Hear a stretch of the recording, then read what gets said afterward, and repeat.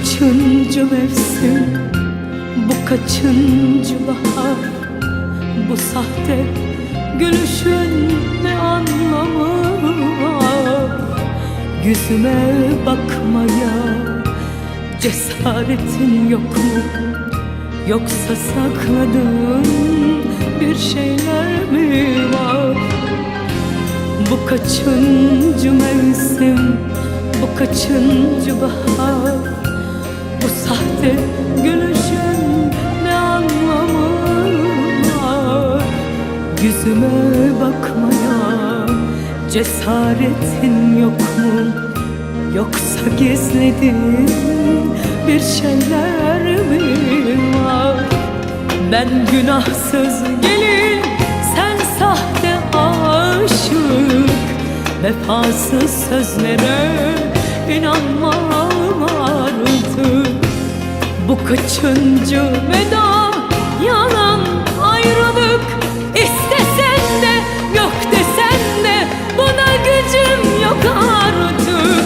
Kanasın, kanasın, bırakın yaram kanasın.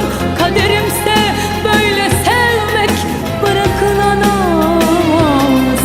Buna dayanmaya gücüm yok, sevmişim ama sevenim yok. Sensiz kaldım gecelerde, beni kimler anlasın. Kanasın, kanasın, bırakın yaram kanasın. Sensiz kaldım gecelerde, beni kimler anlasın. Buna dayanmaya gücüm yok, sevmişim ama sevenim yok. Sensiz kaldım gecelerde, beni kimler anlasın.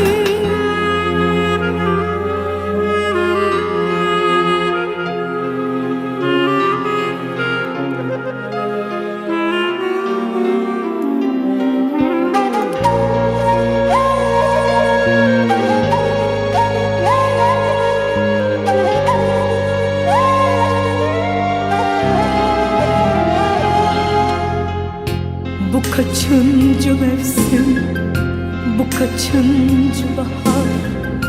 Bu sahte gülüşün ne anlamı var? Yüzüme bakmaya cesaretin yok mu? Yoksa sakladığın bir şeyler mi var? Bu kaçıncı mevsim, bu kaçıncı bahar? Bu sahte gülüşün ne anlamı var? Yüzüme bakmaya cesaretin yok mu? Yoksa gizlediğin bir şeyler mi var? Ben günahsız gelin, sen sahte aşık. Vefasız sözlere inanmam artık. Bu kaçıncı veda?